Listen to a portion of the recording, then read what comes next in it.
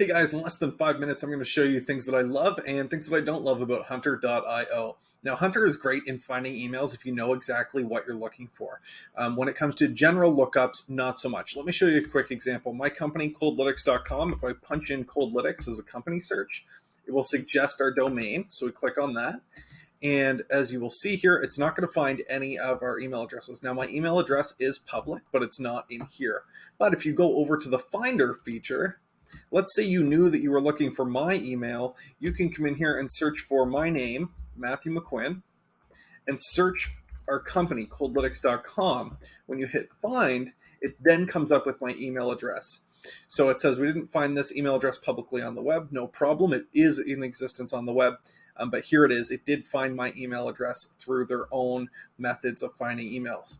So this is really cool. And they do have an email verifier as well. So then you could bring that email address over here, Matthew at coldlytics.com. We'll hit verify. And it is in fact valid. And it's a direct email, which is great. Then you could save this as a lead and it would go over here into your leads column. Or you can do some bulk domain search or email lookups if you have a list that you're already trying to enrich. So this is cool. The problem with Hunter.io, and perhaps that's not a problem, but often what most of us marketers are looking to do is to build a large list. So perhaps you're looking for a certain type of company. Let's take Tim Hortons. So let's say you're looking for restaurants in Canada. You might be looking for a decision maker at Tim Hortons. Let's see the results for timhortons.com and see what comes up. So there's some great filters in here. We're going to filter the type to a personal email address. We don't want a generic inbox, so apply filter. And then show only results with position. So we want to know who they are because it doesn't help us to have random names. So here we go. We can scroll through. We're looking for, let's say, an owner of a Tim Hortons franchise. There's no owner of a franchise here on this list. But what you can do with this is you can go over to LinkedIn and pair this with LinkedIn. So let's say you looked up Tim Hortons on LinkedIn like I have here, and we're going to come down into the people section, click on people, and then we're going to look through here. So franchise lead, we're looking for like a franchisor, owner, operator at Tim Hortons, Jennifer Piper. Let's see if we can find Jennifer Piper. And I haven't done this, so I don't know what the result's going to be, but we can certainly try that. So these emails are ending in timhortons.com. So we'll go to Finder. We'll put in timhortons.com. And then we're going to look for Jennifer Piper and see what happens. Here we go. Jennifer Piper. This looks pretty good. So we'll copy this, Piper underscore Jennifer. We're going to go to verifier. We'll punch this into the verifier and see what we get back. Boom. So we have found her email address. We did have to do some legwork to go to LinkedIn to find this.